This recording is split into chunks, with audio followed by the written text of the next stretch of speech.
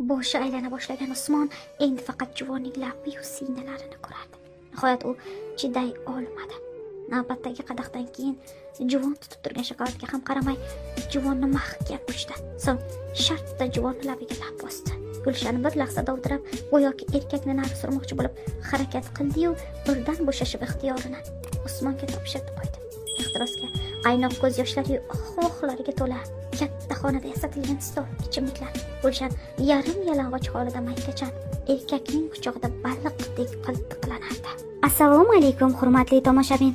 Navbatdagi qo'rqinchli va ehtirosli hikoyamiz e'tiboringiz markazida. Ushbu jumboqli hikoyamizni oxirigacha tinglang va bo'lib o'tgan voqealarga o'zingiz guvoh bo'ling. Eslatib o'tamiz, hikoyamizdagi qahramonlarning ism-shariflari o'zgartirilgan holda taqdim etilyapti. Video ostida bir dona like tugmachasini bosib qo'ying va videomizni oxirigacha tomosha qiling. Unday bo'lsa, biz bilan birga bo'ling. Nega keldi bu yerga? Qanday kuch boshlab keldi? Otalik hissimi yoki vijdon azobi? Biroq hozir xayol surib o'tiradigan payt emas. Hozir asosiysi qabrni topib olish. Ammo qanday topsin? Qayerdan izlasin? Kimdan so'rasin? Biroq bahri o'rtanib ketgan erkak nogoh go'p etib muzday tuproqqa tiz cho'kdi va beixtiyor o'kirab yig'lab yuborarkan iltijo ila faryod qildi. Meni kechir bolam. Hech bo'lmasa qabring qayerdaligini bilmagan nodon otangni kechir. Zamonlar o'zgarib, tadbirkorlik, ishbilarmonlik degan tushunchalar paydo bo'ldi. Xuddi shu mahallari oyoq qo'li chaqqon usta Usmonning ham ishi yurishib qoldi. U avvaliga mo'jazgina hujraday do'konda ish boshlagan edi. Bora-bora do'konni kengaytirdi, keyin mo'l qilib do'kon qurdi. Shunga yarasha daromad ham osha bordi. Tez orada Usmon ro'zg'orini butlab oldi. Dang'alama uy-joy soldi. Ikkita yengil mashina sotib oldi. Uyni erinmasdan bezab chiqdi. Go'yo endi mazza qilib yashasa bo'ladigandek edi. Ammo semizlikni qo'y ko'taradi deb to'g'ri aytishgan ekan. Birdan boyib ketgan Usmonda kibr, qo'l uchida kun ko'ruvchilarimni mensimaslik alomati paydo bo'la boshladi. Ayniqsa faqirroq mahalladoshlariga, qo'ni-qo'shnilariga bepisand nazar tashlay boshladi. Shunday kunlarning birida Usmon do'koniga nimanidir xarid qilish uchun kelgan Gulshan bilan tanishdi-yu, aqlini yo'qotdi qo'ydi. Gulshan chindan ham suluv ayol edi. Oppoq libos kiygan, koftasining uyuq yoqasidan bo'liq siynalari ko'pchib turgan bu ayol peshtaxta yoniga yaqinlashdi va qandaydir ishvali ohangda tuzukroq divan kerak edi dedi. Usmon tipirchilab qoldi. Bir o'zingizgami yo ikki kishilikmi? Juvonning ko'zlari suzilib ketdi. Tor joyga go'sht degandan bir o'zim yashasam ham ikki kishilik kengroq divan olmoqchiman. Faqat importni yumshoq bo'lsa, yotgan odam mazza qilsa. Nimaning dirisini to'ygan Usmonning ko'zlari chaqnab, gap tamom, qilamiz, opajon. Juvon juda chiroyli iljayarkan, o'pkalangan ohangda shivirladi. Opa demang, okosi. Sizning kichik singlingizdan kichkinadirman. Usmon qizarib ketdi va shosha-pisha o'zini oqlashga tushdi. Albatta, singiljon, aytmoqchiman. Yaxshisi bor, skladda. Adresingizni bersangiz, o'zimiz olib borib uyingizga. Usmon ikkilanib gapini davom ettira olmay qoldi. Juvon esa ma'qullab bosh irg'arkan, magaziningizda servis zo'r ekan. Agar puli ham ma'qul bo'lsa, yo kreditga ham berasizmi, dedi. Buni kelishib olarmiz. Avval tanlangchi. Juvon uzoq mulohazadan keyin bittasini tanladi. Xullas juvon manzilini aytdi. Divan ertasi kuni olib boriladigan bo'ldi. Gulshan ko'p qavatli uyning 8-qavatida 2 xonali uyda turar ekan. Usmon ikkita mardikor yigit boshchiligida divanni shu yerga olib chiqdi. Usmon atrofga sinchkov ko'z tashladi. Xonalar oddiygina, ta'mirlanmagan. Divanni tortgina xobxonaga amallab joylashtirishdi. Usmon yukchilarga javob bergach, ko'tarib kelgan sumkasidan bir konyak shokolad chiqardi. Buni ko'rib juvon hayron qolganini yashirib o'tirmadi. "Iye, servisingizning bunaqasi ham bormi?" Shu yerda Usmon kichik gap qilishdan o'zini tiyib tura olmadi. "Servisimiz bu bilan tugab qolmaydi." Ammo juvon bu gapni eshitmagandek tutdi va dasturxon tuzashga unnab ketdi. Usmonning nazarida faqirona dasturxon tuzaldi. Birinchi qadahni divan uchun, ikkinchisini tanishganlar uchun ichdi. Juvon o'zini Gulshan deb tanishtirdi. Shifoxonada hamshira bo'lib ishlar ekan. Qadahlardan keyin juvonning yuzlari yalli yona boshladi. Ichi qizib ketgan Usmon beixtiyor qo'lini juvon o'tirgan kursi orqasidan o'tkazib qo'ydi. 4-qadahdan keyin Gulshan 2 yil burun avtomobil halokati tufayli o'lib ketganligini aytib qoldi.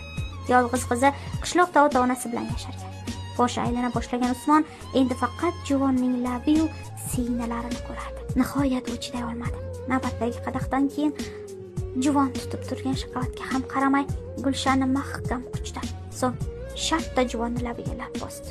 Gulshan bir lahza dovdirab go'yoki erkakni nari surmoqchi bo'lib harakat qildi-yu, birdan bo'shashib, ixtiyorini Usmonga topshirdi qo'ydi. Ehtirosga qaynoq ko'z yoshlari-yu ohvoqlarga to'la bir oy 40 kun bir lahzaday o'tdi ketdi. Usmon allaqachon do'konga yordamchi yollagan, ish qilib bir amallab vaqti bordi-yu, Gulshanning uyiga shoshardi.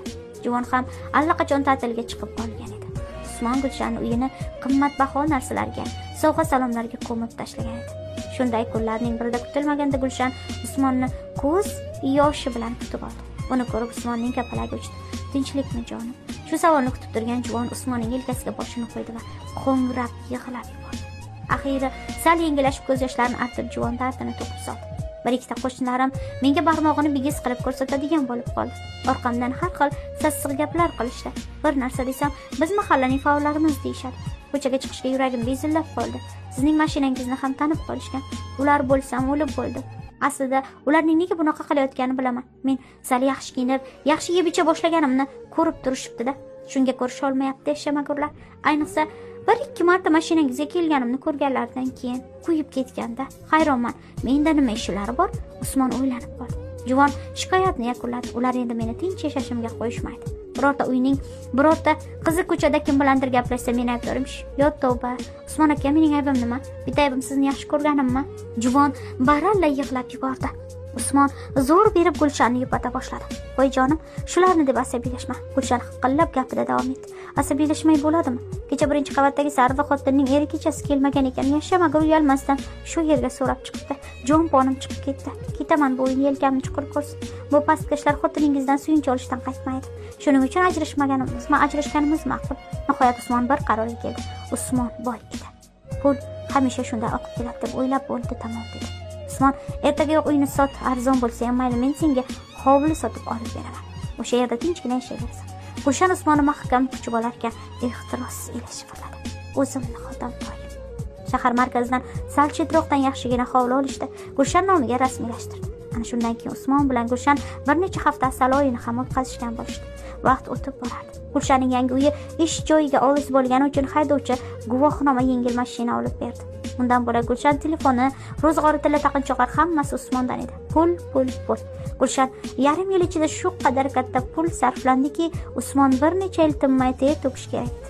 Farzandlari esa birpasda katta bo'lishdi qolishdi.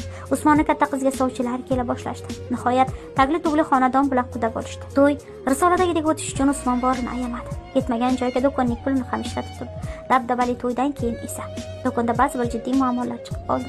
Kutilmaganda kelgan tekshiruv ancha-muncha naqd pul bankka topshirilmaganligini aniqladi. Shu ishni bosti qilish uchun yana katta miqdorda pul kerak edi. Bor jamg'armasidan sof bo'lgan Usmon tanish bilishlarga yurdi. Befoyda. Jahli chiqqan Usmon hovlisini garovga qo'yib katta miqdorda qarz oldi. Usmon do'kon mashmashasini bir amallab bostirdi. Do'kondan kunlik tushum bor edi, ammo raqobatchilar ko'paygan, bo'yningda qarz bo'lgandan keyin bitta do'konga qarab o'tirib bo'larmidi? Usmon tanish bilishlarning maslahatiga ko'ra shahardan arzon garovga olma anavi sotib olib, ikkita yuk mashinasida qaydasan Rossiyada yo'lga tushdi. Omadni qarangki, Rossiyaning birinchi shahridayoq xaridor chiqib qoldi. Usmon og'iz quloqida endi ko'rsatib qo'yadi uni mensimaganlarga. Usmon bola chaqasiga Gulshanga sovg'a xarid qilish uchun do'konlardan biriga kirdi. U bu narsa tanlagach, olganlarni savatga joylab kassa yoniga bordi. Kassir qiz hisobladi. Usmon kassir qizga pulni uzatdi. Qiz pulni qo'lga olgach ajablanib, bir Usmonga qaradi, so'ng stol tagidagi tugmani bosdi. Shu zahoti ikkita qorovul rus yigiti yugurib keldi. Kassir pulni ularga ko'rsatib, bir nimalar deb shivirladi. Usmonning yuragi shuv etib ketdi.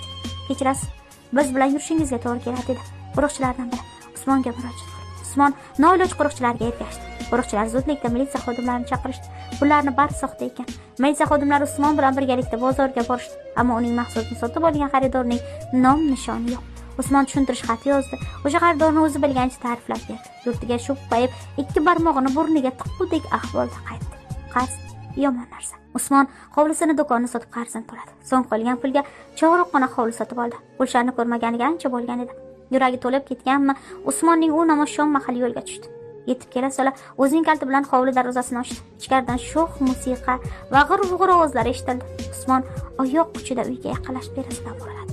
Katta xonada yasatilgan stol, ichimliklar. Gulshan yarim yalang'och holida maykachan bir erkakning quchog'ida baliqdek qiltiqlanardi.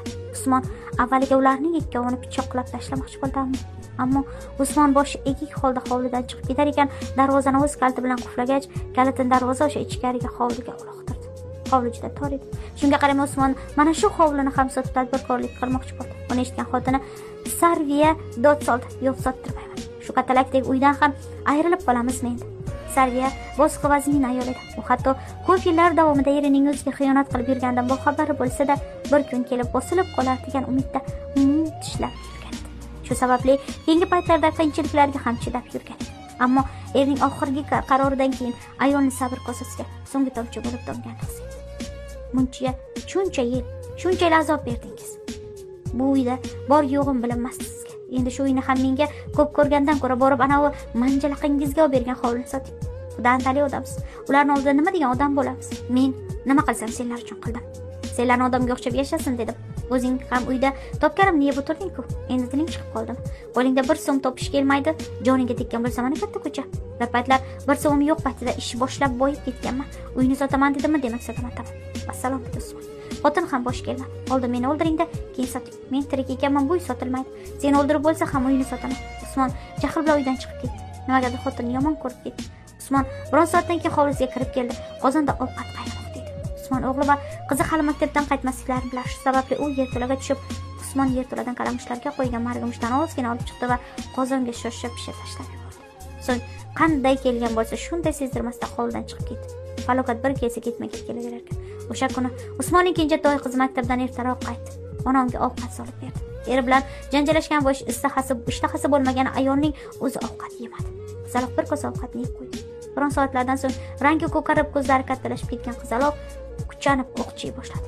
Keyin esa qon qusishga o'tdi. Usmon kirib kelganda hovlida qiyomat qoyim ko'pkan edi. Shifokorlar zo'r berib urinishdi, lekin qizaloqni bu ahvolda ko'rgan Usmon chidab tura olmadi. Kurab yig'lab o'zini uning ustiga tashladi. Men qizim, men o'zim. Talatotda bu so'zlar mohiyatiga ko'pchilik e'tibor bermaganda edi. Ammo shoshilinchlarda yetib kelgan militsiya xodimlaridan biri otaning ayanchli ahvoliga diqqat bilan razm solib turardi. U kirib yig'layotgan, yoqasini yirtayotgan Usmonni ko'tarib pochtaxonaga olib o'tishdi. Militsionerning dastlabki so'rovidan Usmon bor aybini bo'yniga oldi. Usmonni militsiya bo'linmasiga olib ketishdi. Darhol tergovchi chaqirtirdi. Adoy tomon bo'lgan qotil ota o'z ixtiyoriga ko'ra advokat xizmatidan voz kechdi. Usmon uzoq muddatga qamalib ketdi. Yillar o'tib Usmon yaxshi xulqi bois amnistiyaga olindi. Qamoqdan chiqqan so'ra u uni o'sgan yurtiga oshiqdi. Mana qabriston. Begunoh noraisda qizaloq shu yerda ko'milgan turadi. Ammo qayda u qabr? Sho'rligota yig'lab siqtab qabristonda deydi. O'z qo'li bilan o'ldirilgan qizalog'ining qabrini izlaydi. Topa olmay zor yig'laydi.